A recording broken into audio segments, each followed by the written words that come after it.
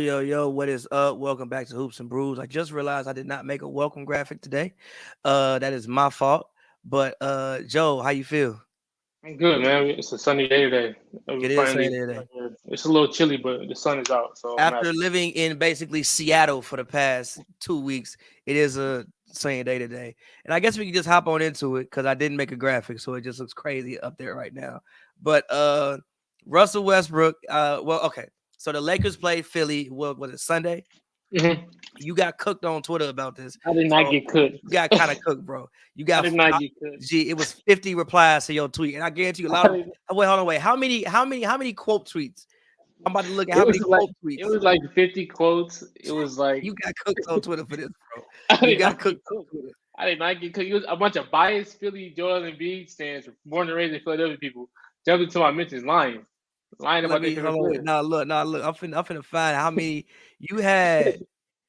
You had 12 replies. Hold on. You had 12. First of all, you had 84,000 views on this tweet number one. If you You look at had the one where I said, you I had said, Joel Embiid, a good perimeter, 120,000 people saw one of my replies because I guess they coded it with you had 4 the retweets video. and 45 quote tweets, and you had um I think it was 11 likes. And actually, before we get into it, I want to bring our guests on today. Uh, uh, a friend of the show. We have a group chat. We also are we in two fantasy leagues together or just one? Ryan's in both, but he just don't do the sleep for him because he didn't Okay. draft his team. Okay. Well, bring it on, Ron. Ron, how are you feeling today, brother? I've been good, man. I'm feeling great. The weather's very much nice. We was in Seattle. Yeah, Joe didn't get cooked, man. I didn't know. I didn't get cooked, bro. Teddy, man, appreciate you once again, brother. Always, man. Thank you. Appreciate you. But Joe, I want you to take over because you was the one getting cooked on Twitter about this. So you take over and please try to explain to us why Russell Westbrook made the right play at the end of the game on Sunday. Russell Westbrook and Darvin Ham made the right play Sunday night, and it was pretty obvious to me. The scenario you got there is a scenario that would have been very hard to get via timeout. So you already had it off the rip on goal. Only thing that might want to make you want to call timeout is possibly, Russell Westbrook, he be tweaking sometimes. But still, I like that matchup. Russell Westbrook this season has arguably been one of the best guards at penetrating the lane and then making a play from there. And that's without doubt. He was playing one of his best games that same game, getting into the key, dishing it off. He missed a couple layups, but still had some good finishes. And he was killing, getting into the paint. That's the part of the reason. He's the reason why the game was the way it was. He literally just got a stop on Joel Embiid, tried to shoot a one-legged mid-range shot over him. One-legged step back. It was tragic. Like, when do you practice that shot? Embiid? Tragic. Russ grabs it, he pushes it, and the same guy he just got the stop on is guarding him. I'm not a coach. I'm living with that 10 times out of 10. Russell Westbrook, and it was proven. Embiid fouled him. He grabbed his wrist on his way over to the rim. It's like that kind of proves it's a mismatch right there. Embiid is no match for Russell Westbrook one-on-one in a situation like that by any means. I mean, it was a good call. It's obvious. That's pretty obvious to me. I don't know. The only reason why people disagree with me is because they're Joel Embiid stands and they was gassing him. My mentions calling him a unicorn. He guard 1 through 5. He switch on defense. He do all this stuff. And also another thing is, if he is what they say he is, he might be one of the biggest underachievers in NBA history. You telling me this guy can guard 1 through 5, switch out to the guard, hold his own, and do all this, but he can't even and get 30 and 12 every night, but can't make an Eastern Conference Final? Philadelphia, y'all need to hold your man accountable. Y'all leave me alone and go tell Embiid to get his game All up. right. All right, look, number one. Yes, I agree. I think in some of those situations, especially like late game situations, it can be very hard to inbound the ball. Obviously, you let the other team get their defense set. But once Russell Westbrook lost the ball, pass the fucking ball, bro. It is officially above you. I mean, it had to be like 3 seconds left at that point. No, it was like 7. It was like 7, I think. But You no, can get a pass off in 7 seconds, bro. why am I pass? Also, yes, I get the mismatch thing in theory, but that's still Joel Embiid. I don't know if I want anybody taking Joel, like for instance, if that was Tobias Harris, by all means, take that man off the dribble. I don't know if I want. You got a higher chance of taking Embiid off the dribble than you do Tobias Harris. I do not agree with that. I do not agree. First of all, even Counting? even if you get the ball to the glass, Embiid is massive enough and long enough to still block the shot. Even if No, he but still the thing is, you could also dump it off though. You get there, and you could dump it off to the next person. Like I trust Russell Westbrook to make a decision like that, and he couldn't do it because he got fouled because he beat the mismatch off the dribble, but he had to foul him to stop it. not see. It's his thing with the late because I was arguing with the homies about the Dallas game. A lot of these calls, you're not getting those calls late in games unless you tackle somebody. Unless you literally tackle a man, you're not getting those little like, oh, you grabbed his wrist, oh, you like bumped him slightly. You're usually not getting those calls at the end of the game unless you just blatantly, completely foul a man. I feel like he got away with that whole. But I'm pretty sure.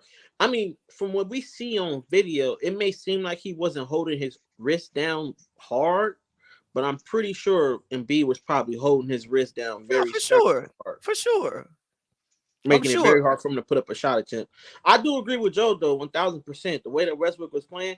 Now, on the statement when he mentioned that Darvin Ham made the right decision, I don't believe the coach made the right decision. I believe the player, Russell Westbrook, made the right decision.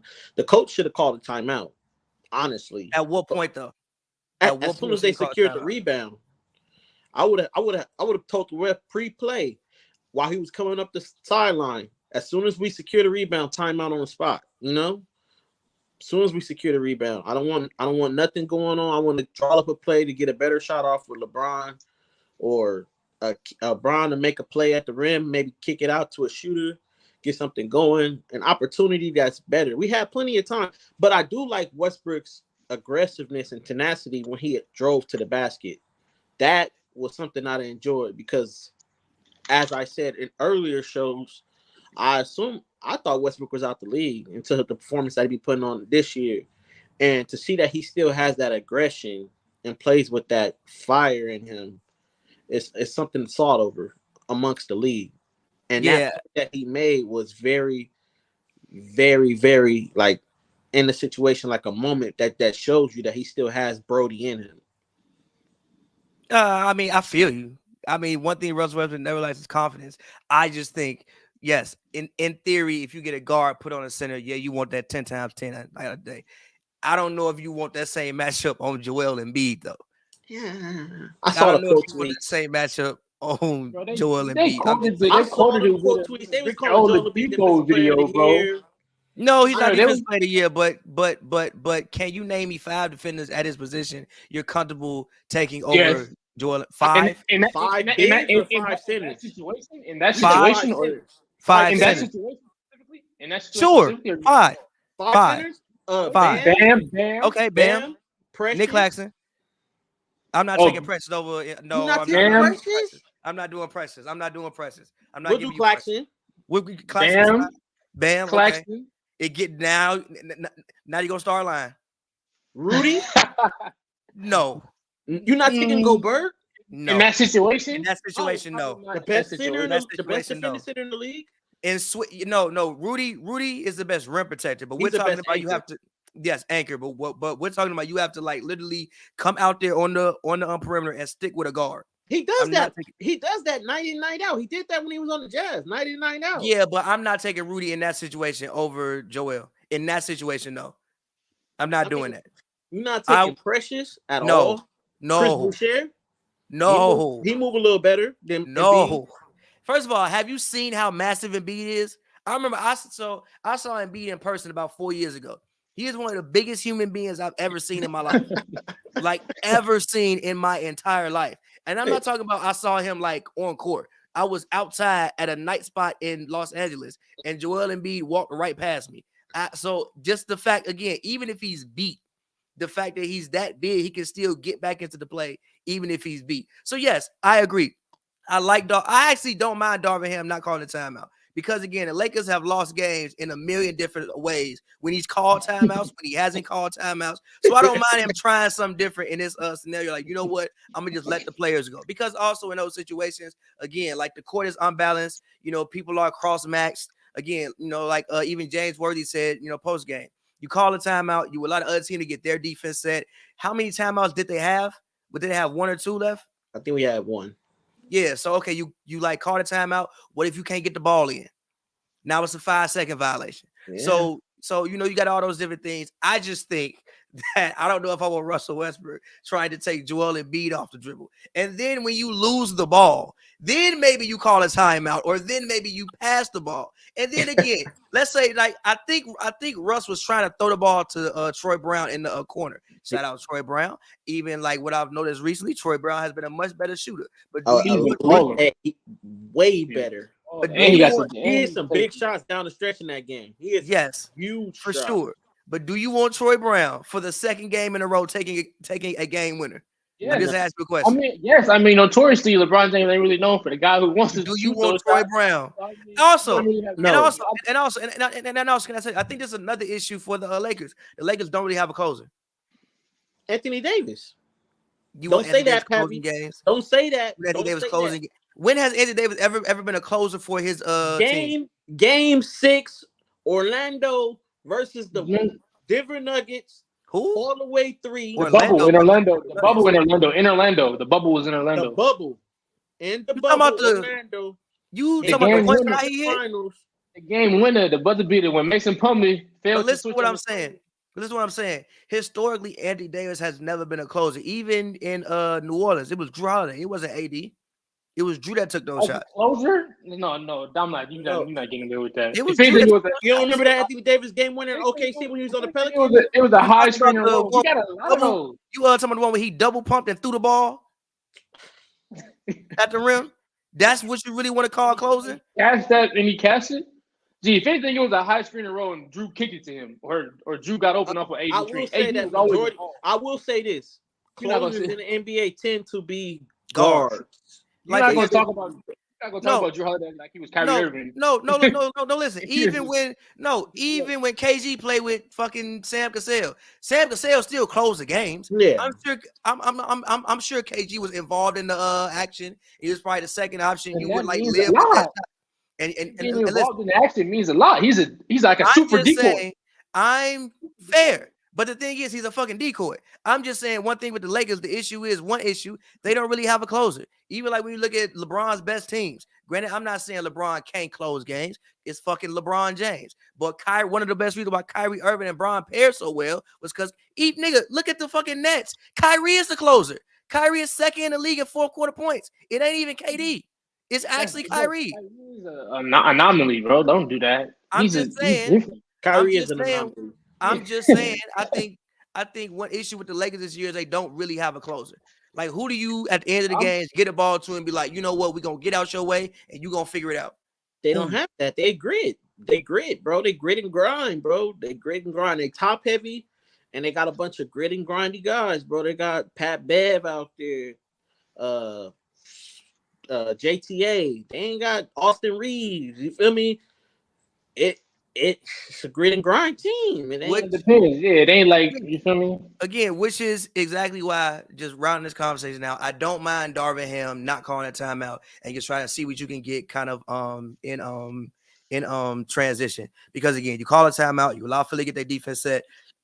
Now you got to inbound the ball. You don't really have anybody who's a great closer who's just going to ISO one-on-one and be able to take a jump shot to win the game. I think one of the issues why people be so mad about, like even the Dallas call. Bro, when you're going to the rim, especially when you're LeBron James going to the rim, you're probably not going to get those foul calls unless somebody literally comes and tackles you out of the air and clotheslines you out the air. You're probably not going to get that call. And have you seen LeBron James jumpers this year for game-winning situations? Have you seen them? LeBron James jump shot this year, boy. Have you seen them? So again, I don't mind that. You probably don't want Russell Westbrook trying to take Joel Embiid off the dribble, but it was what it was. I think he was actually trying to swing the ball to Troy Brown. That's a whole nother conversation. Do you want Troy Brown taking back-to-back game winners?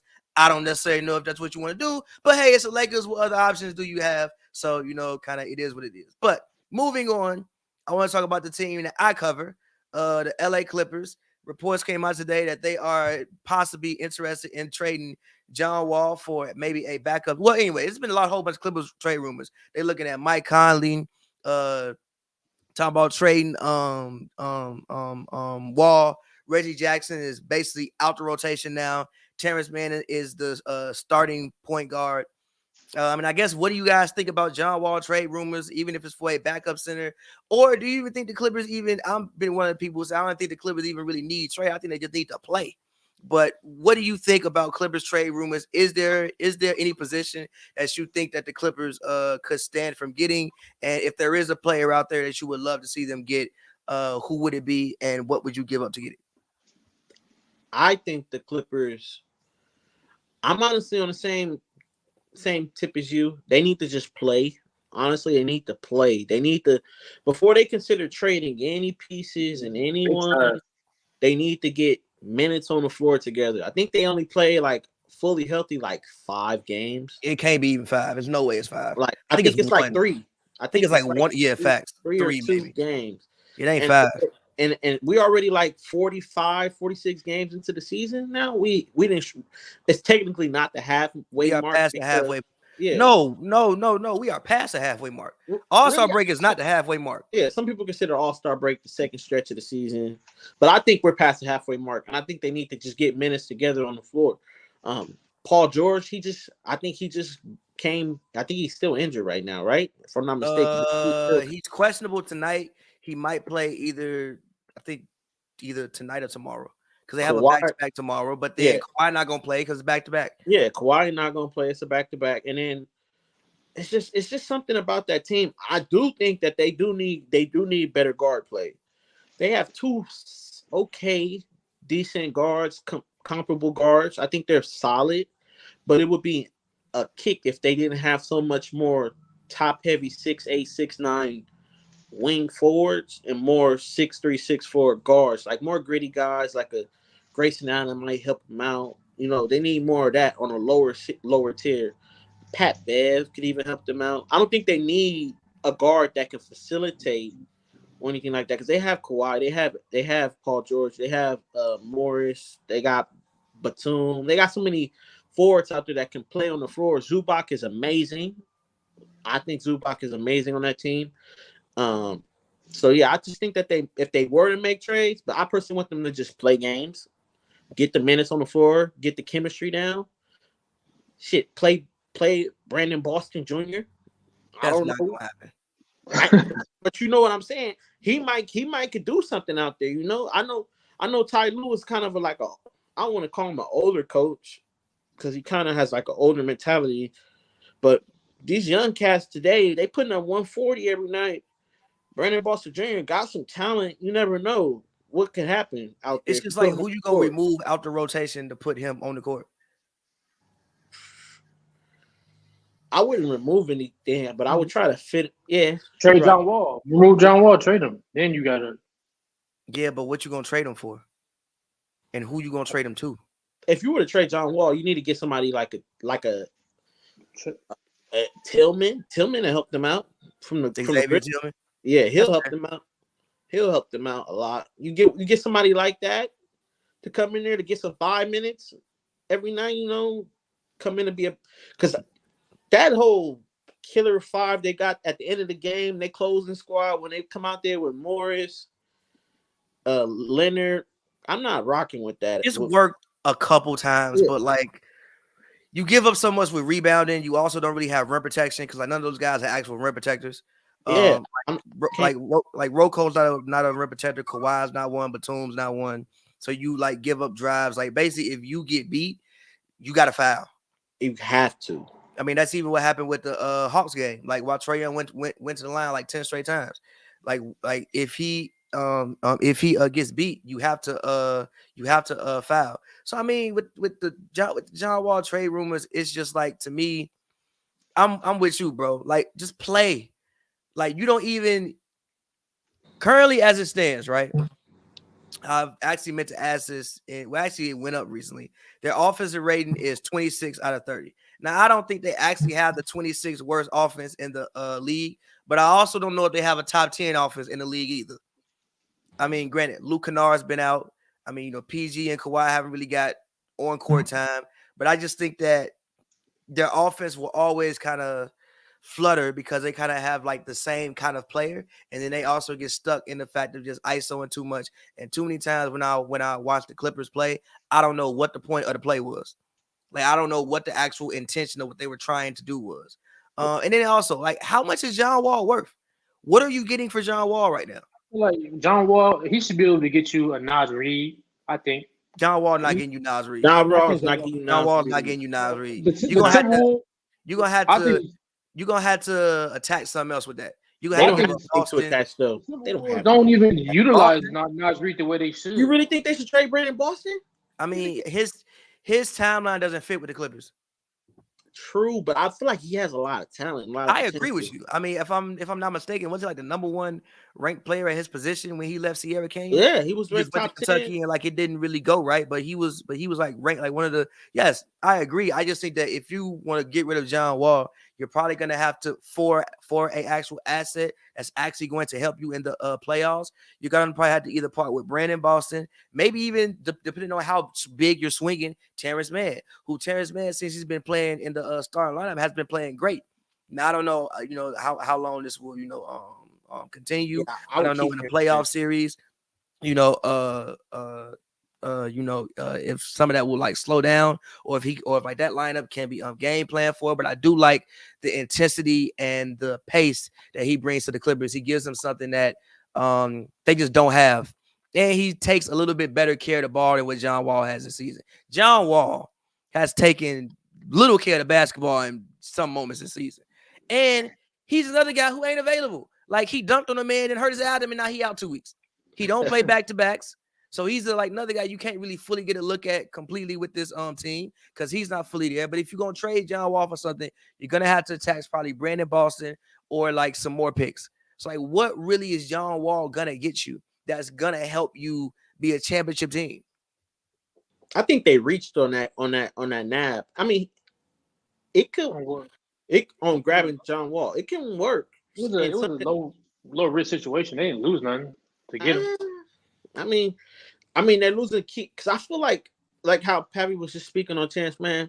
I'm kind of high on his development. Like, I'm kind of high. I mean, we seen him when he went crazy against Gobert in the playoffs. Obviously, I get reminded. He just had 28 the other day, right? Didn't he just have 28 the other day? Something like that. Right? I think he had 30 against Houston. I think, man, he could be a lower Tyrese Maxey kind of guy coming up if they just find his niche, give him the confidence he could come up and maybe reach that level.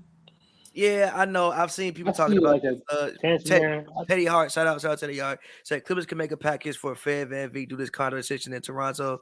They don't want to pay him. Terrence Mann, another player, and a pick. Let's try to trade for Fred VanVleet. I'm gonna try to go on Fanspo and trade for Fred VanVleet right now.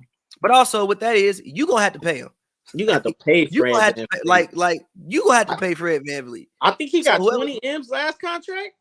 Well, Toronto apparently Toronto offered him $100 million. He said no. I don't know why he did that. He got $80 million last contract though. That was like 118. He signed 20 for 4 last contract. I think he won 30. Fred VanVleet did with Kawhi already. That'd be nice. They got their chemistry going already. Yeah, but that is true. Yeah, but that goes into the fact when I was mentioning closing situation, you're gonna have Fred VanVleet, PG, or Fred VanVleet, Luke Kennard, PG, Kawhi, and Morris on the court. Oh, that's free layups all day. That's Olay right there. Zubac can still play the 5 in that situation. You don't have to run in a closing situation. You're not putting Zubac in, bro. Yeah, it depends on the matchup. If you're playing against the Nuggets, you want Morris guarding. All right, so I'm trying to trade Mans. So let's say they say John Wall, but I'm gonna do Reggie Jackson for contract reasons. Reggie Jackson to the Raptors. Terrence Mann is just on such a cheap deal. Like, do you really want to part ways with Terrence Mann? You would probably have to though if you wanted Fred VanVleet. But is it even worth it to part ways for Fred VanVleet? I mean, he's a high tier. I won't say he's an all-star. He's a borderline all-star. He's a borderline all-star guard. Has he made an all-star game before? He's made one, right? Yes, he made all-star game. And let's say you trade your 2028 lottery protected pick. Let's see if this works. And probably got to put in the trade exception. Let's see. Try trade. Doesn't work. All right. That's also the thing with the Clippers. Like, their contract situations are kind of weird. Like, you might have to give up 2 or 3 players to make this work. Hold on, Because let me try everybody's on to. such low deals over there. Yeah, low deals or like why would I trade for that? Let's see, try to add another player to it. It's really like nothing else to even. And if I'm the Clippers, I'm not doing that deal. I'm not. That doesn't Because move the, me. the thing is, you had to give up. Like, how much are you willing to give up for Fred VanVleet? How much are you willing to sacrifice? Because Yeah, I mean, like, the even West is the West is wide open right now. That's why it's like and if they again, just played. they just have to play games. Play games. You have to get on the court and actual Kawhi and PG need to be on the court together for at least 10 to 15 games. You got to get Luke back. You got to just get on the court and play games. I'm not somebody who thinks this team needs a trade because you have to just play games. And then, like I said, a very weird situation. Like they got guys like a Rocco or like a Reggie, like, and then if you're, if you're the Raptors, I guess like you will take those contracts. And also, like the Raptors have to decide what they want to do and what direction they want. We talked about this last time, but they have to decide what direction they want to go in as a franchise. They were hot at the beginning of the year. Because again, they're not horrible. Like they could make the play in. Realistically, I think they're like right outside it right now. They could make the play in, but like, and maybe make the playoffs. But the East is getting so much better. It is. So it's like, what does that like? Do you want to restart this thing? And who knows? I mean, so I think we can leave it there. Next, another guy who talks about being traded, John Collins. They seem like the Hawks have been trying to trade John Collins since, I don't know, 2018. Yeah, like 2019. Can John Collins help a team, and what team do you think he can help if he could help a team? Joe, you the Hornets. You say the Hornets. Interested. Explain that, Ron. Ooh, the Hornets make sense. I feel like he could rock over there. He'll come in. He's hard, right? Be a Miles Bridges replacement. Definitely a Miles Bridges replacement, and it'll give him a new life, a new opportunity. He'd have more reign on the court. He'll be playing with a playmaker. I mean, obviously, Trae Young and DeJounte Murray are both playmakers. I'm not saying they're not playmakers, but going to go play with LaMelo Ball and a more loose offense, because I think their head coach right now on the Hawks, he's more defensive oriented. You know, he's a more defensive oriented coach, and I think him going over there in Charlotte, they may not win many games. They could sneak a play-in spot, but it would give him a confidence. Maybe he can get up to like 21, 22, 23 a game, 8. And it's something that it's just a bad look over there because they have DeAndre Hunter. And I think they drafted him, and I thought he was going to be the replacement of John Collins, and they were going to ship him off when they picked him. Honestly, that's what I thought. And I think him on the Hornets would amplify the Hornets. It would make them a way better team, and it would also benefit the Hawks because they can get some pieces back or some picks.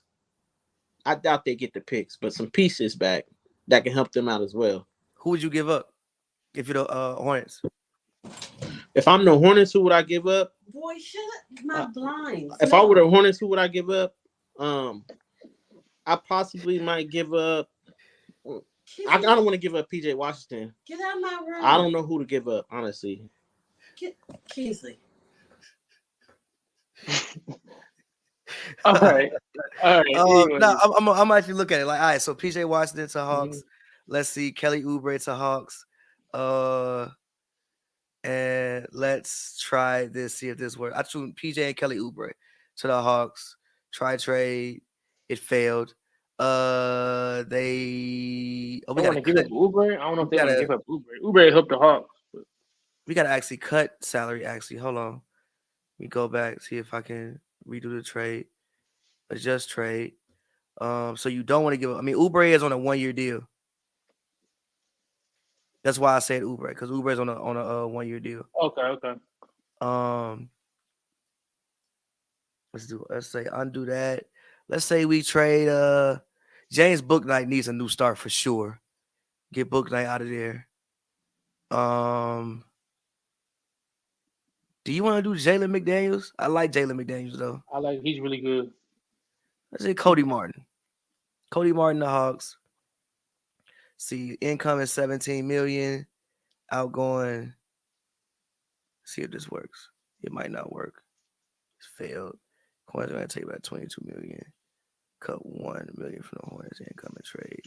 I got to add one more person to the Hornets thing to make this successful. Yeah, I would have to add like Jalen McDaniels or something like that, or probably to make this trade actually work.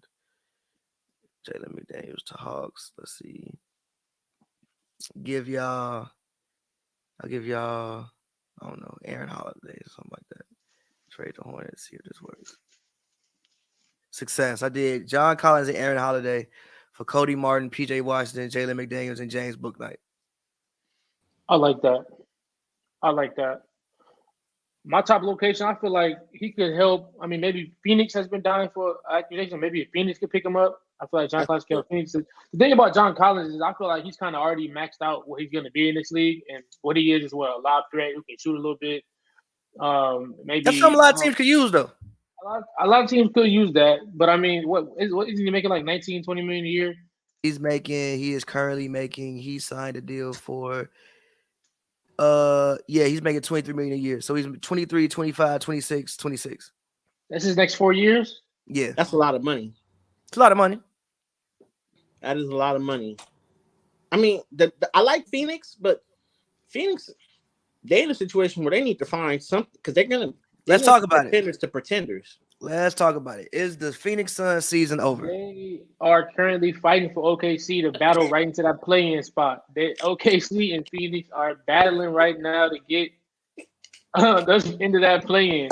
It's wild to see because Suns fans have been the most ignorant, most arrogant, cocky fan base to battling down here. I know they've been injured. I understand that they've been injured. But the Suns, Mikal Bridges, I saw his numbers are the exact same as they were when D-Book is playing. He still gets 15 points per game on even a lesser field goal percentage. DeAndre Ayton has been extremely underwhelming once again. We talk about this. We talk about this all the time. He said what? He's been underwhelming. Okay, yeah, he's been very underwhelming as the number one pick. I would think the guy drafted number one could be able to hold his own when my number one scorer is out, but apparently not. That's not really something he's capable of doing, which is why I stand on that. But the Phoenix Suns, they are getting a little. I'm not sure. I know, like you said, they're dealing with some ownership issues. It might not. Cam Johnson's been out. A lot of guys have been out this year, injury wise. It's supposed to have a top tier coaching staff, top tier these things, but it's just not hitting this year. I'm trying to figure out. It's like Emerson Smith in the comments. Are they just going? Should they throw the season away, or should they try to fight and get back up in the top 4 seed? You can't throw the season away. You can't throw you. If you're them, you can't throw the season away. Reason being is you're still too good. Like they're not as bad as their record.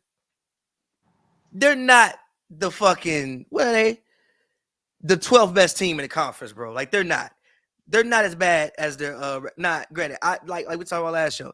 I think their championship hopes sailed away when Luka hit Cam Johnson with that shit, but right before halftime in Game 7. That was the end of their championship window. The window was shut and closed and sealed shut when that happened. But I still think this can be a team that can get to the playoffs and even beat somebody possibly. Again, like you talk, like Devin Booker. Will we all agree Booker is a top 10 player? If not 10, he's like 12. Devin Booker's top 10. He's top 10. I would say if not 10, like Joe said, he's no lower than 12. You're missing a top 10 player. You're missing a borderline first team All NBA guy. If not first team All NBA, he's second team All NBA guy. Yeah. You're missing him. If Devin Booker is playing, they're not this bad, bro. Yeah, but seemed like the campaign juice has expired. He was real good, a really good backup for them for quite some time. I mean, Bridges is not taking that extra step. I mean, but Cam is just having to do too much. Like again, Chris Paul. It's probably like shout out Chris Paul, but this is probably Chris Paul's worst season of his career. Shout out Chris Paul, but it's probably his worst season that he's ever played. It's gonna get worse from there. I'll tell you that. It's probably his worst season. Right now, Chris Paul is averaging 13-8. He's shooting 42% from the field, 38% from three. He's still giving you a steal, but Cam Johnson is 12, 5 assists, 41, 37. They have nobody else averaging 20. They do have like what? Who is Sabian Lee? Okay, they have 6 people in double figures. I do like what Landry Shamet has been doing. I think Damian Lee is good. I think they have a lot of really good role players. I think their bench is really solid. They just don't have their guy. I think this is now. I do think this is the team that could stand and make a trade. But who do you trade? You got Jay Crowder Crowder gotta go. Jay Crowder gotta go. But what you gonna get from like what? But the thing is though, what are you gonna get from Jake? Because number one, I'm assuming anybody who wants Jay Crowder is a team who thinks we get Jay Crowder is gonna put us over the hump, right? Yeah, they're trying to contend. What are you gonna get for Jay Crowder? You can get it first. I mean, no, ain't nobody giving up a first for Jay Crowder. I mean, all right. I mean, you right. And how does that help the Suns? If you attach, no. What I meant to say is you attach Jay Crowder with the first, and then maybe you could. But what is a team who is content? But again, what is a team who's trying to get over the hump? Realistically, going to send you back. That's going to help you out as well. Either a team trying to get over the hump or a team that wants to like a team that could dump a contract. You can fetch a Nas Reed with a Jay Crowder in the first, or Nas Reed, a Rui Hachimura for Jay Crowder in the first, something like that. That makes sense. That might work. Hey, that might work. Rui, you can pick up. It's a couple guys lingering around. You might be able to get. That might work. That honestly might work. That Rui contract sounds appealing to the Suns. Thing about Rui is you gotta make sure that you want to re-sign him. Yeah. And also like Cam, like the thing that makes it interesting is like you got Rui and you got Cam Johnson. Maybe now, get an Gordon. No. EG make too much money. EG might be stuck in Houston. He make too much money. And also think about Rui is like if you gotta realize if you the Suns, I guess it's also a very precarious situation because like they're switching ownership. And he's buying them, yeah. So the NBA governs them right now. Is it the NBA that governs them right now? Yeah, they have I believe they have a thing where if they make any deals, the NBA they gotta they gotta ask permission. So also with the thing of going through a sale, your season can't be over because you want to make revenue. You want to at least get a series of playoff revenue. If we're switching over management. And also, if you trade for Rui, you now have to pay Rui and Cam Johnson. How much do you think Rui is going to command on the market, and how much do you think Cam Johnson is going to command on the market? You might be paying $120 million. The thing is, you said that they don't want to throw the season away. You might just have to take some risks. If you lose them, you lose them. But if they want to stop the championship window from closing, if they want to, you got to fight. No, you got to it's closed. Oh no, it's closed. I mean, you think so? This is over with. Even if they get to the playoffs, you think so? Like stop for you? No more stop. The championship window is closed. I don't think they can beat a team in the East. But is there a chance that they can make the Western Conference Finals? No, listen. I had a argument with this about one of the homies at the Clippers game. I think they can beat. We can talk about it later. I think they can beat the Grizzlies. I think they can beat the Pelicans. I think they can get to a second round series. If they made a conference finals, I wouldn't be shocked. But I think the window of them actually realistically winning a championship is over with. Even to me, a conference finals is probably over with. I think they can beat. I think they can surprise one of the top teams. I don't think they can beat Denver. I think they can realistically beat. I'm not as sold. We can talk about Memphis and the Pelicans, but I'm not as sold on Memphis and the Pelicans as everybody else is. I rock with Memphis a lot. I mean, Memphis. I'm kind of buying in on Memphis at least to get to Western Conference Final. I mean, the Warriors this year, I don't really know. I don't know. Everybody was telling me the Warriors is going to be the boogeyman of the West and that the Splash Bros was back. I mean, Clay did have a 50-piece this year, but everybody getting 50 pieces it's like the new 30. Yeah, I just getting 50 points, bro. If you haven't got 50 points, you just can't hoop. If you haven't got 50 points, you basically haven't taken 35 shots to get 50 points. But we're good though, because I don't want to get too off topic. Rounding this topic off, is the Suns' season over? Joe, yes or no? Yes. What is the definition of season over? The season over means that they'll Actually, can I go back? I'll say no. The Sun season is not over because I think they'll eventually these guys don't have season-ending injuries between Book and Cam Johnson is supposed to come back and Chris Paul will be back soon. So I think that their season's not over. They'll end up finishing. They'll be a playing team and they will probably make the playoffs, but it just won't be as glamorous as it has been over the past couple of years. Ron, is the Sun season over? The Sun season is not over. Championship potential? Absolutely not. They're not going to hoist any trophies, but the season isn't over. I'm going with no. The Sun season is not over. The championship window is signed, sealed, and shut. But the season is not over. I still think they can right the ship and at least have something to say in the playoffs. But go ahead. I have a question though for you guys before we move on from the Suns. December passed already. Now we know what was happening with A10 and the trade rumors prior to the re-sign and during off season. Could you see them moving A10? To who? Indiana could still be interesting. Thing about Indiana is, do you want to make moves if you're the Pacers? What if they feel like that move puts them another top? They're already a playoff team now, or do they feel like that move puts them up to a top 4 team in the East? And how much are you giving up? I mean, would you give? I mean, like, you know what? Let's do it. Let's see something. Because if they're selling Ayton, then they're obviously the season's cooked. It's not necessarily cooked. I just came in, bro. Ayton is really not good.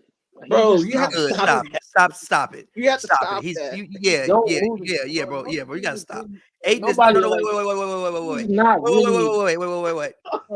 I understand you're looking at where he got drafted at, and you think that he should be a 25-10 guy. Yeah, and that's fair. For where he got picked at. Good, but it's like and that's fair. But listen, we're still talking about a guy who we say is not doing all this and that. He's still giving you 17 and 9.7. And he's doing it shooting 58% from the field. That's cool. I watched the White Powell. Okay. Yep. Stop. You do good though. You do good though. You do. Bro, I'm sorry, bro. You do good though.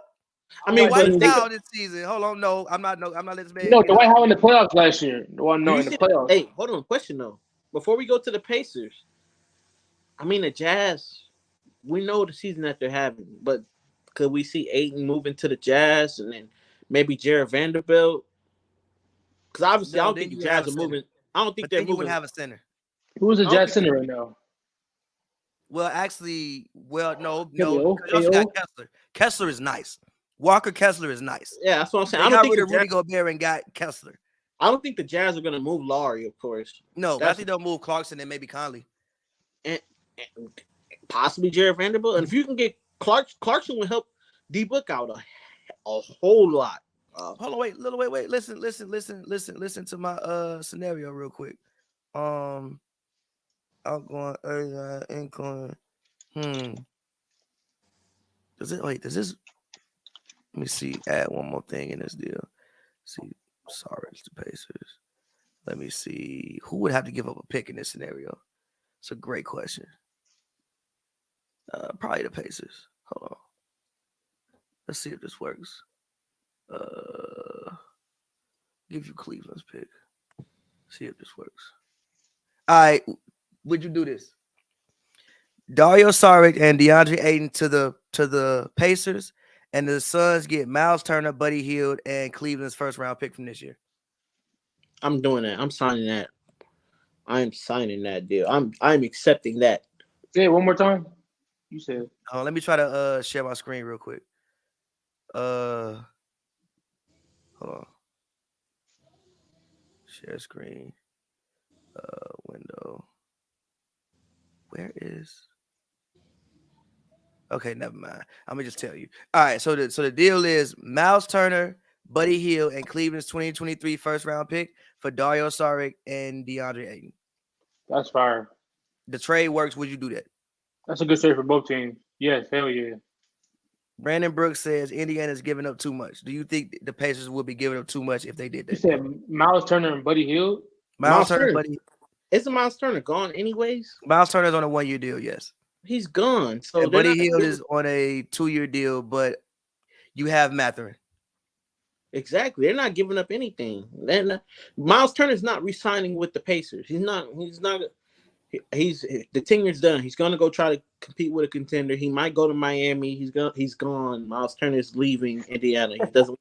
He's already put his house up for sale. He's gone. He's gone. So if you can get someone like Ayton who can play with an elite playmaker, if not the best point guard as far as Excuse me? playmaker in the league, You're reaching. We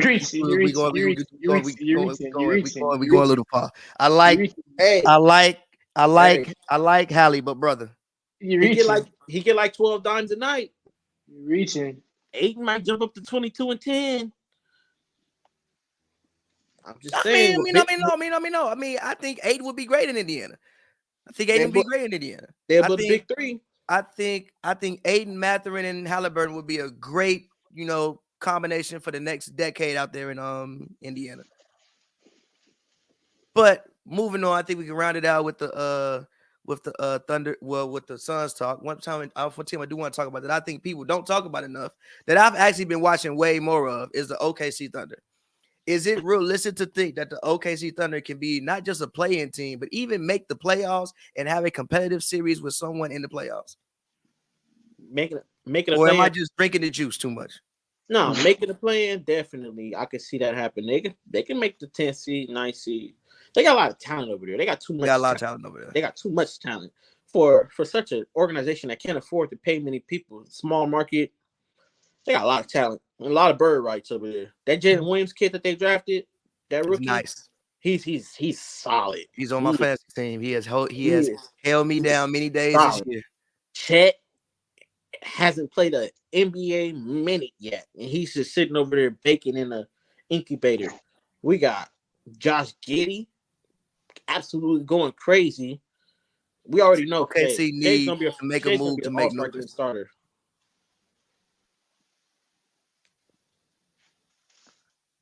What move? No.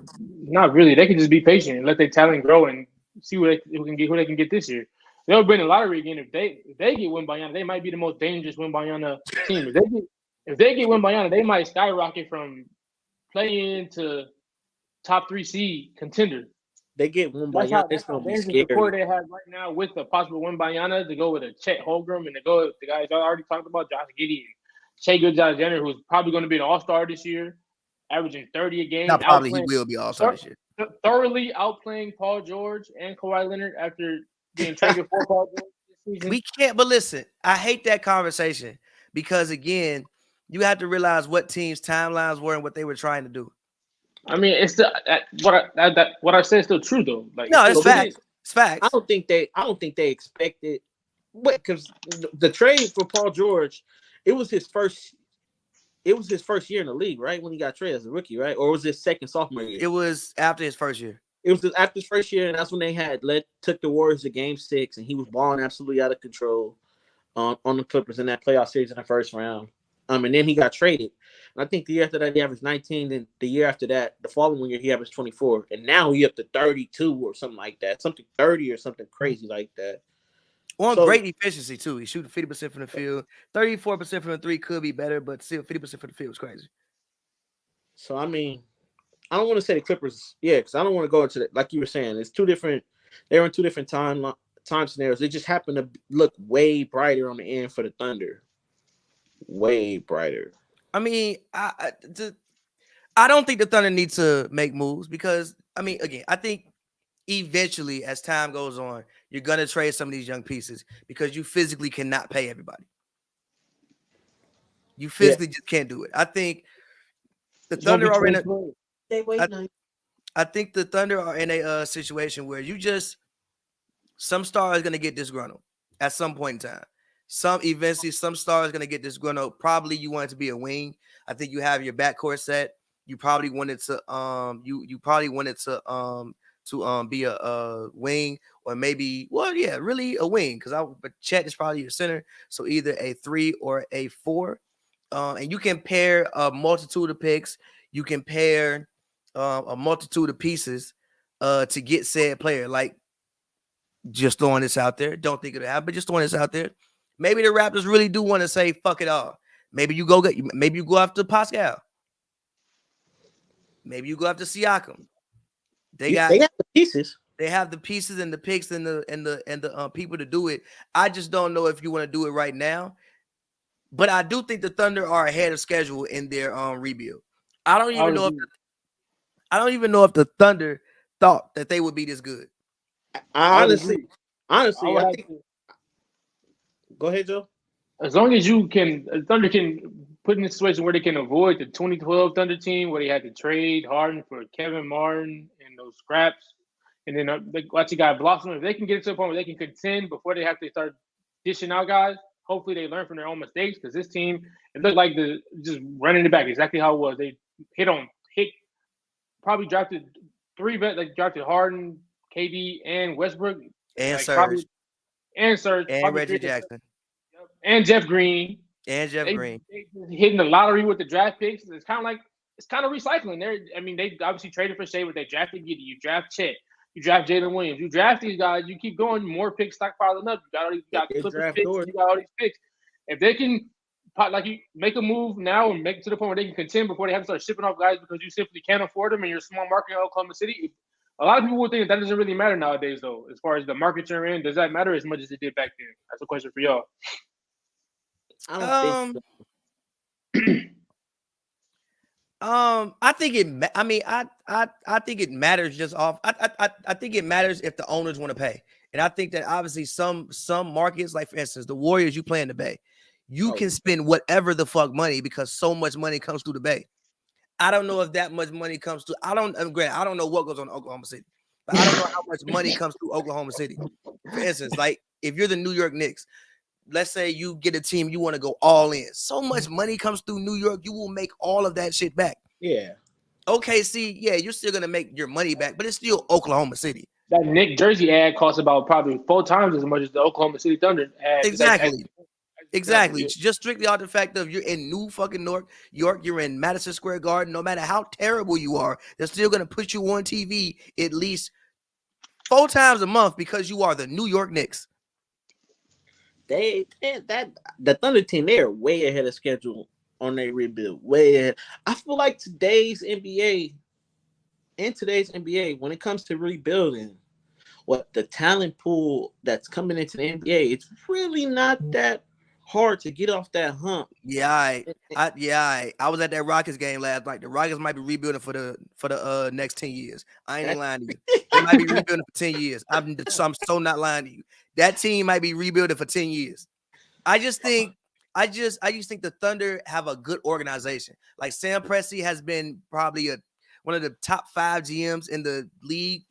Past 15 years. Like there is I think shout out I think it was SI. It was somebody on like YouTube did like a thing about how like Rashard about like how the Rashard Lewis deal was a deal that kept moving because like the piece that they got from that deal sparked everything. Like Sam Presti knows how to get every single asset, looks at everybody as a asset, and knows how to like not just give up anything for pretty much nothing.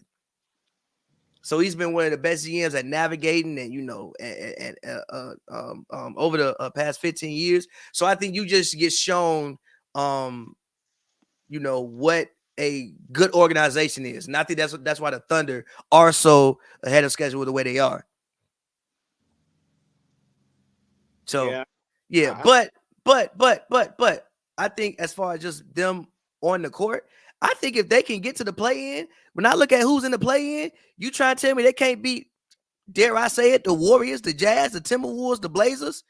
That's who's in the play-in. Game, that would be insane. They can't beat them in a one-game scenario. We talking about one game. We not talking about a series. Fuck no. We are talking about one game.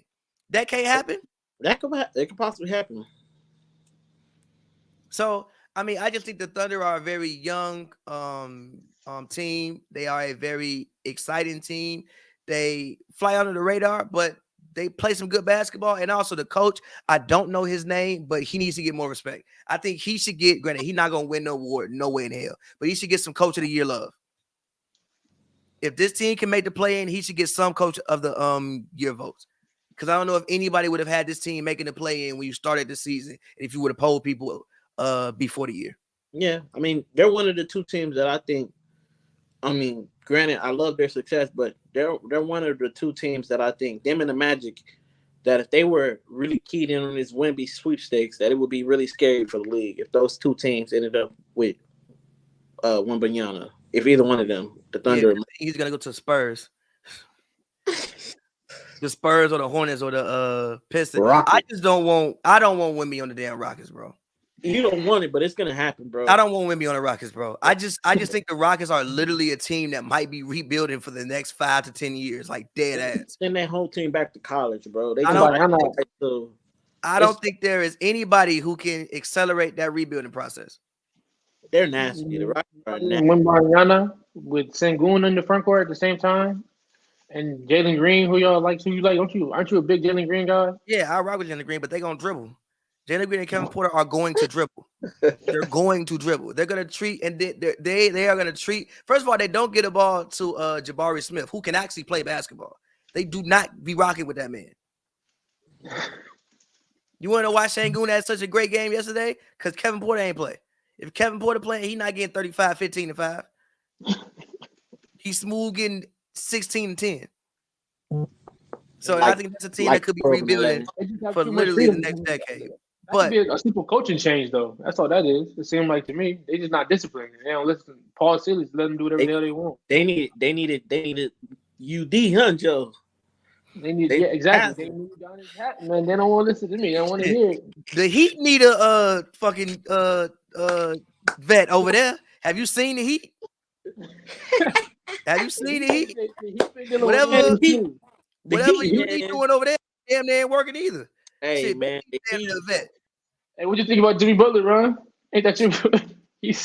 That's not my guy, bro. The other day, this man told me Jimmy Butler is Nick Foles. He only play good in the playoffs. Jimmy Butler is Nick Foles, bro. He only played basketball good in the playoffs, bro. I'm naming the episode Jimmy Butler is Nick Foles. 1 million%. Jimmy Butler is Nick Foles. That is the name of this episode. Jimmy Butler is Nick Foles. That's not exactly true though. Jimmy be having good seasons though, bro. Jimmy be having good seasons though. But moving on. I guess we can talk about this before I get to the last two teams or last three topics. Everybody is fucking scoring. Everybody is scoring. Everybody is scoring 50 points. Everyone. What do we think about? Okay, do we think that this is one, a lack of defense being played, or are offensive players just so good now that it doesn't matter what defense you play, they're gonna score the ball? Or do you think it's a combination and that the answer lies somewhere in the middle of both of these? I think my thoughts on this are, I remember when Luka Doncic originally came out and he said it's much easier to score in NBA than it is in Europe. And I those comments, when he first said it, I strongly disagree with him. I thought like, oh, you're crazy, set up, like we can't win at the NBA.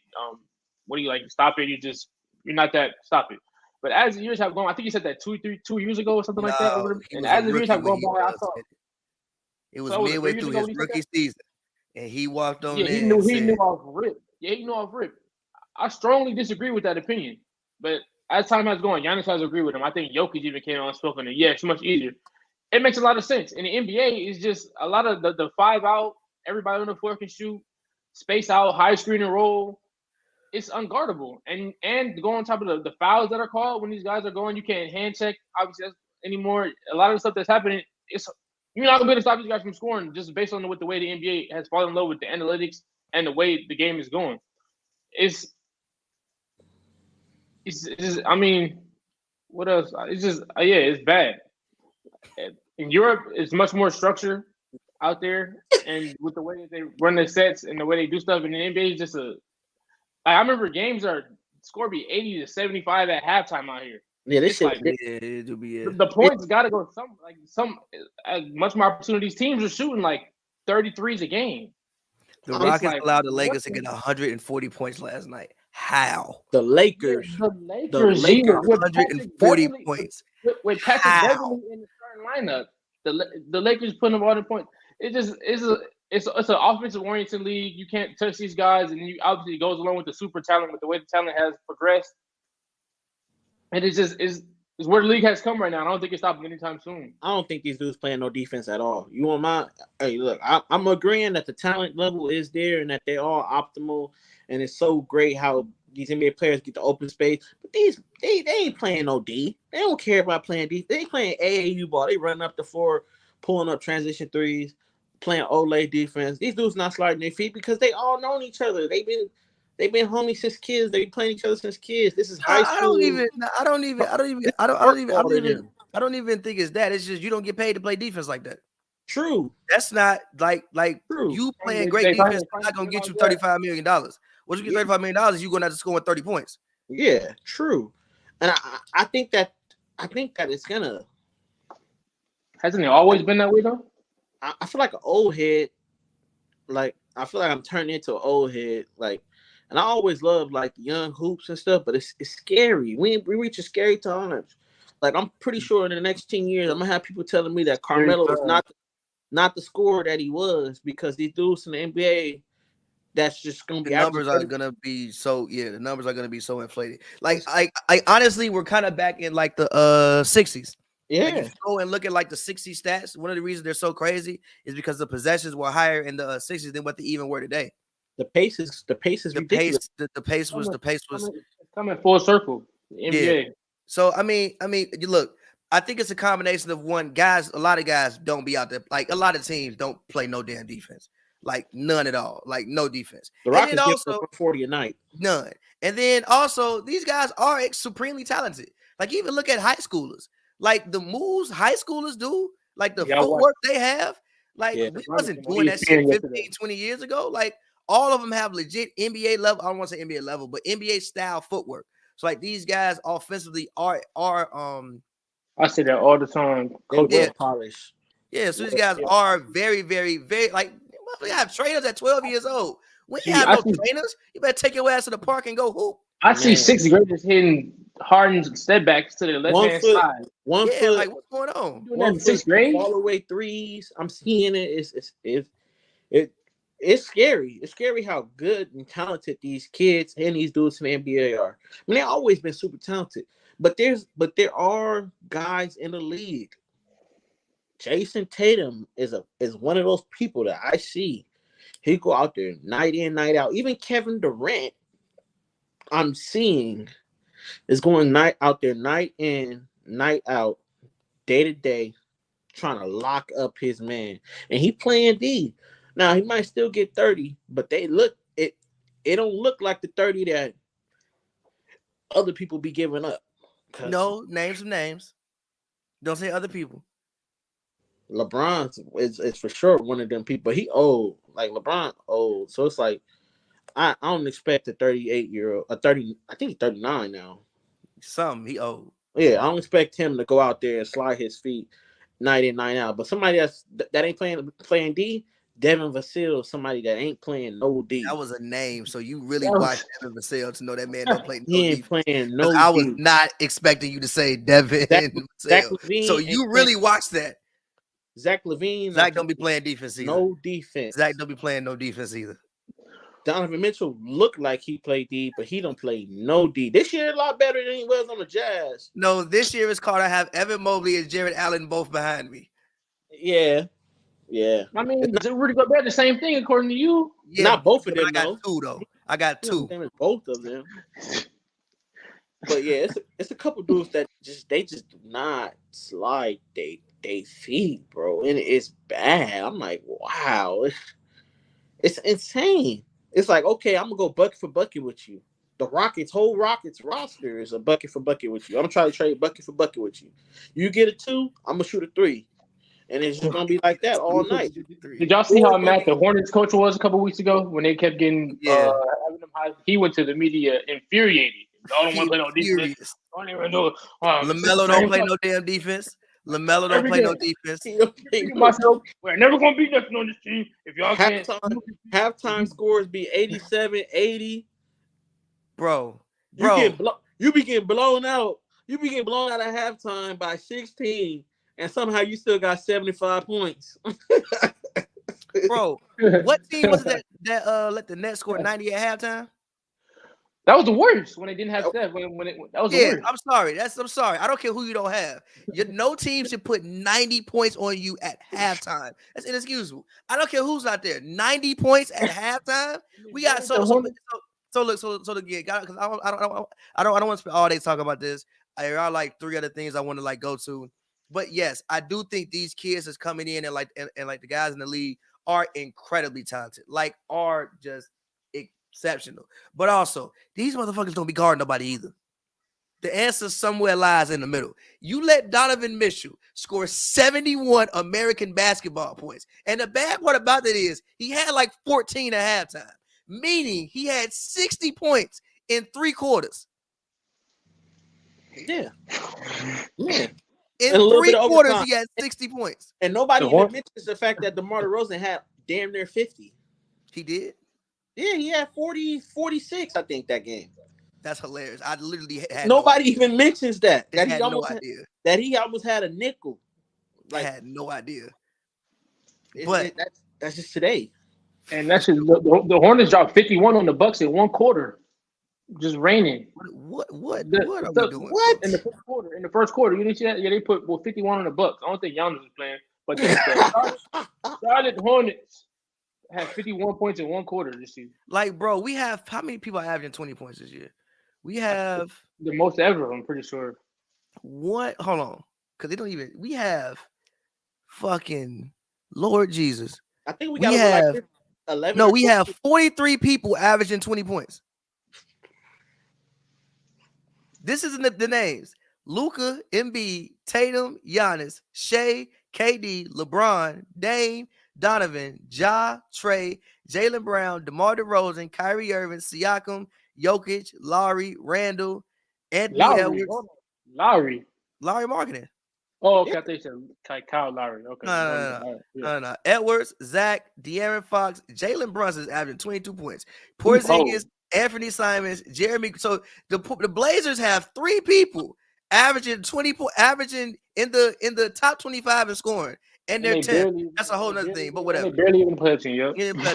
Kyle Kuzma, Jalen Green, Bam Adebayo, Darius Garland, CJ McCollum, Bogdanovich, Paolo, Jordan Clarkson, Keldon Johnson, Jordan Clarkson? Jordan Clarkson averaging 21 points. Oh my God. Keldon Johnson, Tyler Hero, Jordan Poole, Klay Thompson, Terry Rozier, DeJounte Murray, Franz Wagner, Halliburton, Kelly Oubre, and RJ Barrett are all averaging 20 points. Kelly Oubre is averaging 20 points. How many people over 30? Like at least 11, right? Is it 12 or 11? Who? How many people over 30? It is. I mean, over 30 is 5, but that's still crazy. 5 people over averaging over 30. A couple of them got 29 point something, right? Yeah. So 7. LeBron's averaging 29.7. LeBron and KD is averaging 29.7. But we can leave it there. For that topic. Did you hear what Steve Kerr said? Steph Curry is a new Michael Jordan. Well, something modern day Michael Jordan. What do you think about that? I agree. Why? I mean, he takes all of his box office. He's a champion. He presents himself well to the media. He has all the antics. He has his own. He shoots a 3. Michael Jordan did the little. He closes free throws. He closes his eyes on the free throw shot. Steph Curry shoot a 3, turn around before go in. He got the pregame antics. He got everything he's up to. He checks all the boxes. He's a killer when it matters, and he's consistent. He sells out the tickets every night. Easy. He's averaging 30 this year, and it's like what is it? I don't know, 14th year for Steph Curry, whatever it is. But he brings it all from the accolades to the scoring to the fan base.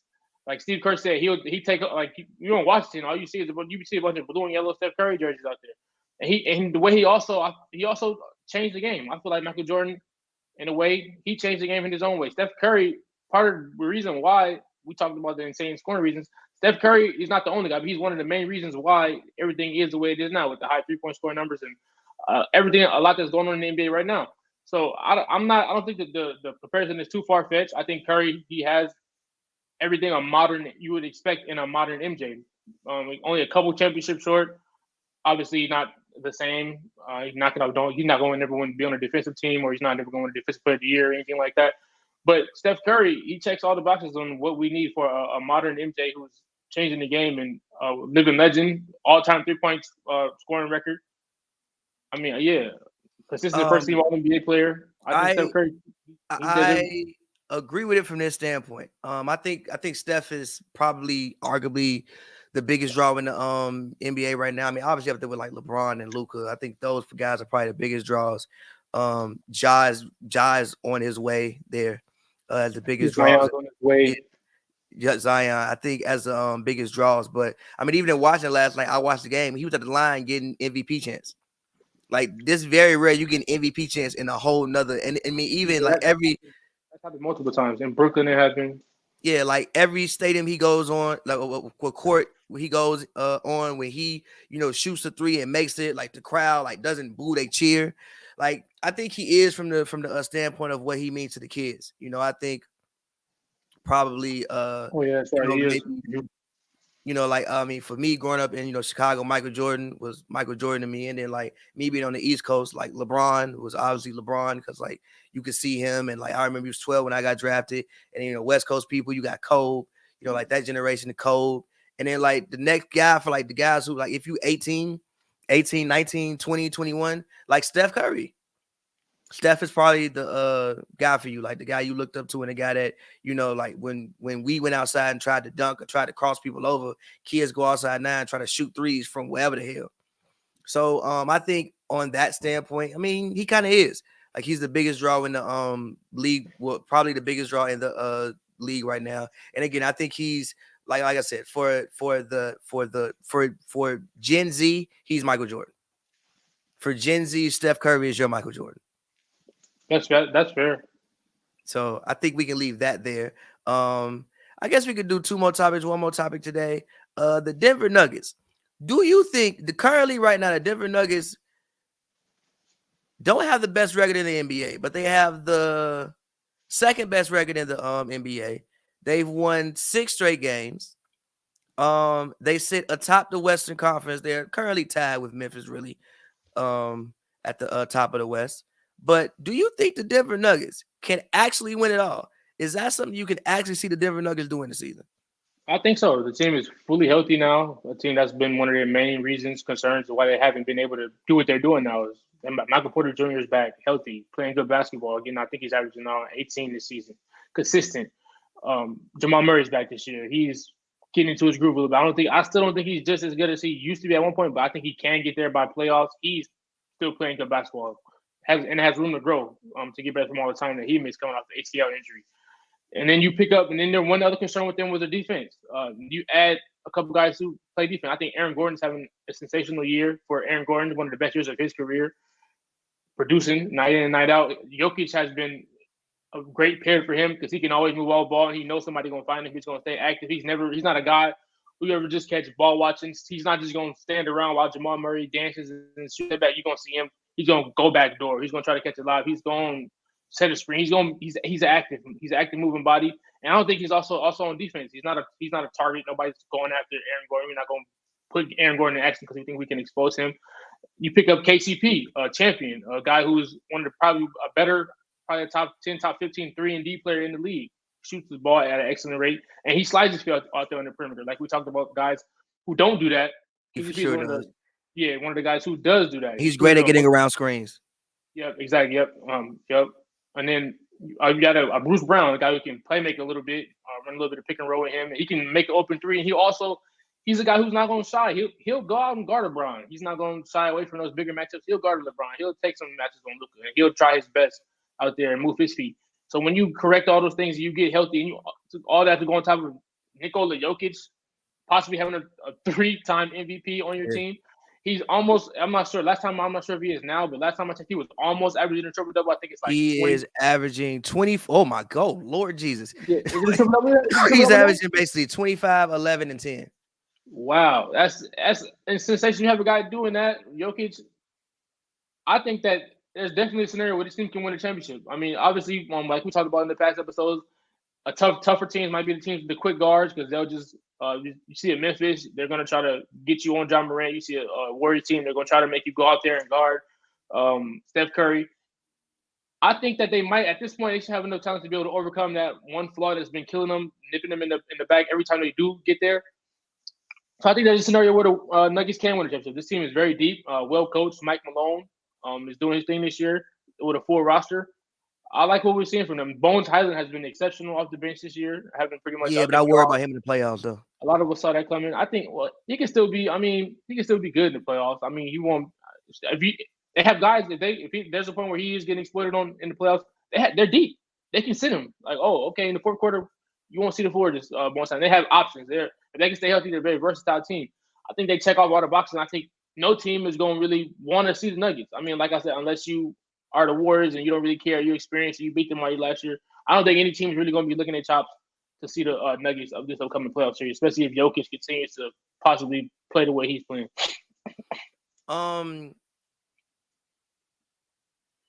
Well, last time Nuggets were healthy, they went to conference finals. In the bubble season, last time they were a healthy team, they were a conference finals team, and they took the Lakers to what was it, 5 or 6? 6. No, it was 5. Was it 5? 5. Oh. Yeah, 5. Whatever. They went to the conference last time that they were healthy, right? Even like last year in the Warriors series, it wasn't like they just got destroyed. Like, yes, they lost the series. If I'm not mistaken, I think they got swept, if I'm not mistaken. But it wasn't like they were just out there losing by like 30 points every game. That wasn't what was going on. And that was without Jamal Murray. That was without Michael Porter. Michael Porter came out today and said he still doesn't feel 100%. But as the season goes, he feels better. I went to the Nuggets game where they beat the Clippers without Jokic. Jokic wasn't even there. They still beat the Clippers. And that was with DeAndre Jordan starting, right? DeAndre Jordan starting. If I could give the Nuggets maybe one thing, I still think they need to be better defensively. Currently, their defensive rating is 18th in the league. Usually, most teams that have a legitimate chance of winning a championship are top 10 in both offense and defense. Currently, their offense is second. Their defense is 18th. But I don't know if they're actually the 18th worst defense in the league. I'm still somebody who thinks that they probably need a guy who can possibly win defensive player of the year next to Jokic. But again, Michael Porter Jr., he has size.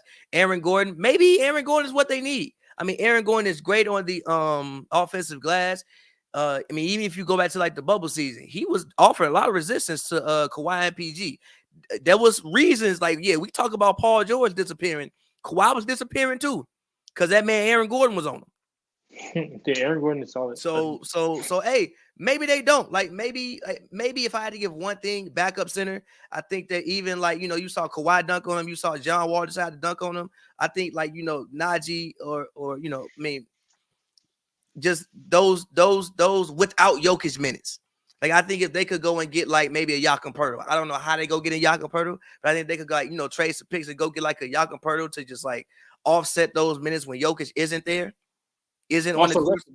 I feel you. Also give him a little bit of rest. He has a lot on his shoulders right now. A lot, so like like if you could just get like a guy like Jakob Poeltl, because like right now, I mean DeAndre Jordan, I fuck with DJ, but I think DJ has probably passed his years at this point. And Najee, and like Najee is just small. Like Kawhi looked at him and said, "I'm going to dunk on you." John Wall, who I haven't seen dunk a basketball like that in probably at least 3 years, decided he was going to dunk on him on a whole fast break. So I think that if anything, maybe they could use a backup center.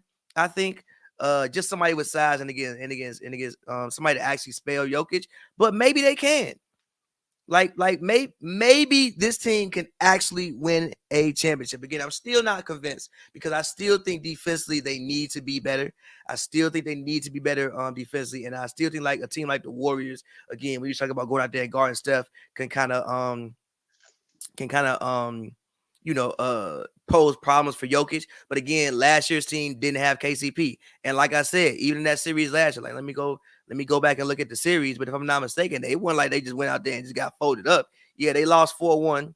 And like, yeah, some of the games look like, yeah, the first 2 games was 123 to 107. Then they was 126 to 106. After that is 118 to 113, 120.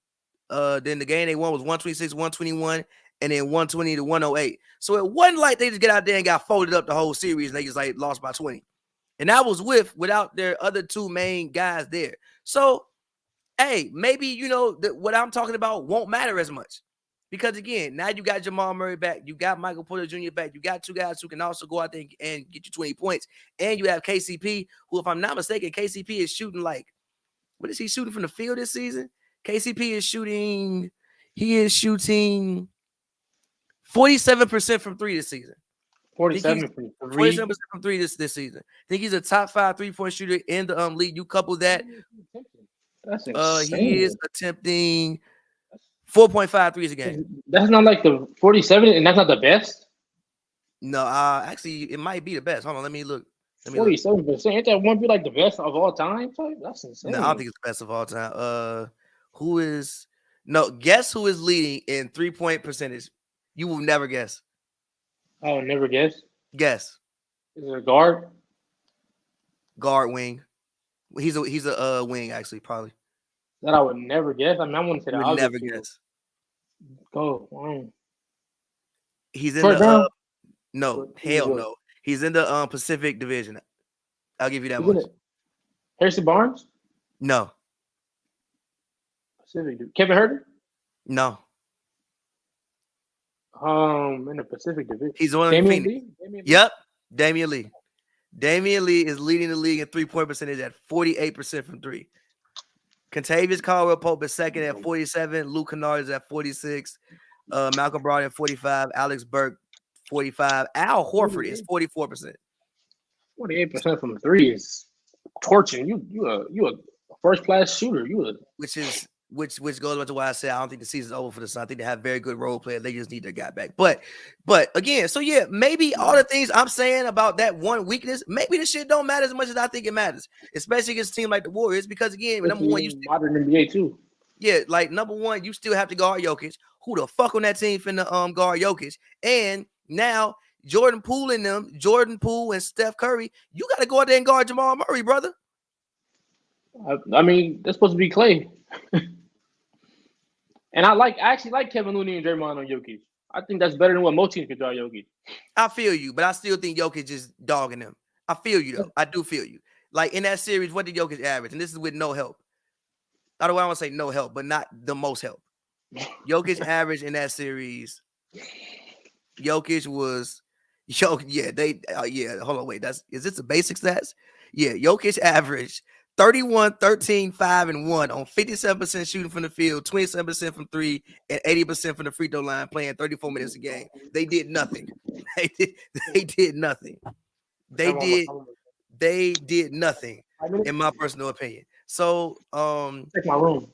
They did nothing in my personal opinion. So again, maybe it doesn't matter as much as I think it does, and maybe I'm slightly underestimating this team. I just think that they need to be top 10 in both offense and defense to have a legitimate shot at winning a championship. And the last team I want to talk about today before we round it out is the other team that is tied with the Denver Nuggets for the top spot in the conference, the Memphis Grizzlies. They have won 10 straight games as we sit here today. I don't know what they will do by the time you guys hear this, but they have won 10 straight games. They are first in defensive rating. Since Jaren Jackson came back, they have catapulted themselves to being first in defensive rating. They are 10th in offensive rating. Do you think the Grizzlies can actually win an NBA championship? I think there's a scenario where they can win a championship too. Like I said, there's no runaway favorite. So, and the team that want to be runaway favorites, they're in that class. I think this team, John Moran is basically he's backing up his talk now. He said he's not worried about nobody in the West. I think they're in their last 13 games. I think they're 11-2. On this tear that they're on, they beat the Pelicans. They beat other teams. I forgot who else was they, but they beat some of the top teams in the West, and they are deep. Desmond Bane is back. He is killing. He's that guy outside of John Moran who can give you that 20 to 25 that you need. Also shooting the lights out. Like you said, Jaren Jackson is a heck of he's like, we have a problem with his fouling, but he's a heck of a backbone defender. I think most teams would kill for a Jaren Jackson, what he does for that team. Also shooting the ball. Steven Adams, rebounding machine, a vet, been around forever. He's been on deep playoff runs with well, not really say deep, but he has playoff experience. He's played with Russell Westbrook, similar to Ja. They have who else is in Memphis? But they just have an all-around team. They have Desmond Bane, Dylan Brooks, Tyus Jones, probably one of the best backup point guards in the league. Brandon Clark. And they just a very tenacious, nasty young team that people don't want to run into. I say this all the time. They could have easily snuck snuck the Warriors last year, snuck that championship run last year. If Ja Morant done all the youth that they have and all the activity that they have on defense and just the offense and just all the tenacity that they bring every night, night in and night out, it's not something teams want to do it. They will trash talk you and they will back it up. They will dunk over you. Ja Morant will jump over you. Gee, that Jaden Wood, what was he on, bro? Why would you do that to that man, bro? Ja is going every chance he get. He is going. Did you see how far he cocked that ball back, bro? What are you on, bro? What's wrong with you, dog? Why would you do that to that? That man has a family who has to see that forever. Then the fact he broke the man. Did you see him split the screen? It wasn't like it was a fast break. He split the screen. What's he supposed to do? I mean, no. I'm saying that might be what is that rank in point guard dunks? It might be top 3. I'm not mad at that. Top 3. I think Derrick Rose on Dragic is up. Go ahead. I say y'all call me crazy when I said he more entertaining or just as entertaining as D Rose, prime D Rose. I didn't say you. No, you said he. Well, I don't know, but yes, I think Ja Morant is the best show in basketball right now currently. I think D Rose on Dragic, BD on Kirk Lingo because of the fucking scenario, and then that Ja dunk that man did on that man is like, bro. And then I think Kevin Johnson on like Hakeem got to be up there and shit like that. But that dunk was insane. As far as the Grizzlies go, I don't think they actually have the best defense in the league, but the defensive rating says first. What the hell can I say? I think Jaren Jackson is a legitimate defensive player of the year candidate. I still think they probably need somebody else who could get their own buckets minus Ja. But the fact is, you have Tyus Jones coming in off the bench, who is, again, probably the best backup point guard in the league. Also, when they run him at the 1 and run him at the run Ja at the 2 and allow Ja to be more of a scorer, I think it helps Ja out. And gives him less playmaking responsibility. And Desmond Bane. Desmond Bane might be the closest thing to a wing presence, like a wing go-to scorer on the wing type. Yeah, like a go-to scorer who doesn't do it off the dribble that much. Like that's fair. I feel like if you really got to get it out the mud off the dribble, he can. He's great from 3, and I think he's great I think he's great. I mean, obviously, he is He's not 2010 Ray Allen. He's not 2010 Ray Allen. I think he's great from 3, yeah, but he also ain't fucking Milwaukee Bucks Ray Allen or Super Sonics Ray Allen either. So let's not go there. Well, whoa. But I think Desmond Bane is a guy who can. I think straight line drives, he's really good because he's strong and he can shoot the hell out the ball. I think he's the best version of a go-to scorer who isn't about to sit out there and dribble dribble him, step back and you don't need nothing else. Like you don't need no plays. Huh? What about Reggie? Yeah. Who? Reggie Miller Bane. How you like that one? He's more of a Reggie than he is like a Bucks Ray Allen. I can't say that. I can't say that because I've seen Reggie Miller do it with his own team. All right. I mean, yeah, it's a small sample size. I can't. I'm trying to think of a comparison for Bane. I kind of can't off the top of my head. Somehow I had to really sit down and go through NBA history and think about. But yeah, I think he's probably one of the first people who's kind of even like a Klay Thompson, a guy who was Kevin Martin, maybe Kevin Martin. Yeah, fair. Kevin Martin, Klay Thompson, like that vein of guys who were go-to scorers. But Kevin Martin did have some shimmies though. But guys who were guys who were go-to scorers who it wasn't it was all in isolation or you expected them to ISO. But I mean, when I look at Memphis, sure. I mean, I'm not convinced. I think they can go to the finals or they can lose in the second round.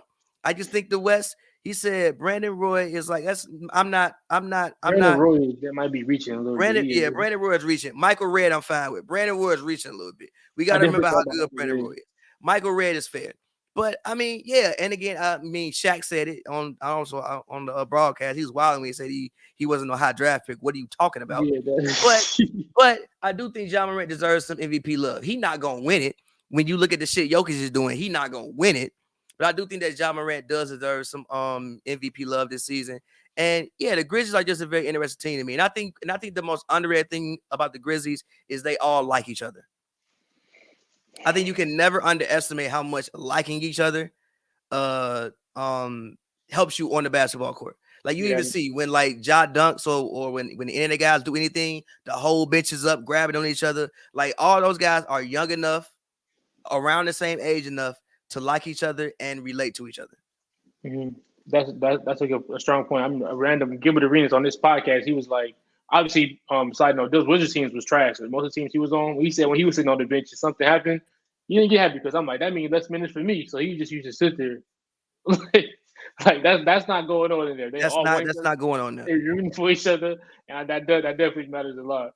Yeah, so yeah, and I think that and again, I think that's something that you just can't discount. I think when you get in hard moments and you like play for each other, I think that that's something that you can't discount. And the fact that I think that they really embody the city of Memphis and give the city of Memphis. I mean, especially with I think it's very few times in which like you get a sports team and you get a city who has a lot of culture coming out of it, coming together at like the same time.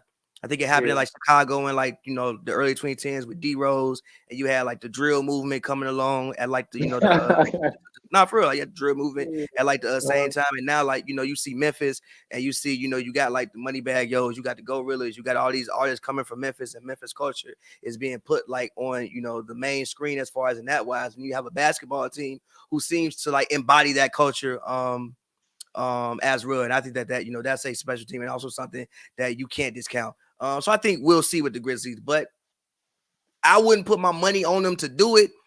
But when I look at them, like I said, you got to be top 10 in both offense and defense. They first in defense and they 10th in offense. I don't actually think they had the best defense in the league, but I can't argue with the numbers. So I think we can leave it there. Joe, it's been another great show. Appreciate you. Shout out Ron for coming on. Is there anything that you want to say before we get out of here? No, I think that's it. But you Philly fans as well. That was my first encounter with the NBA fan base. Y'all crazy. Cooked all on Twitter for like 9 straight hours. 9 straight hours. I did not. I'm still on that. I did not get cooked. I cooked them back. Most of them they didn't make sense. Man quoted it with a clip of Embiid clipping 2019 Oladipo. Like, whoa, bro, no, there's no way you tried to validate your point with this man locking down Oladipo. But yeah, it's been another great episode. Shout out to the homie Ron for coming through. Thank y'all for tuning in. You can get me on Twitter at the Joels with 2 S's, JOLTSS. Hit me on the gram, Joel R. Wilson. And we up. And as always, man, follow me on Twitter at Pavyworld, PAVY World, all one word. I got a new project coming out real soon, so look out for that. I'm starting to roll it out now. It's kind of like a Tiny Desk style live version, so make sure you look out for that. And thank all of you for supporting the show the way you have the past 6 years. I think next week we will be back in person. Yeah, man, appreciate all y'all. And until next time, man, y'all be safe. It's been Who's the Brews.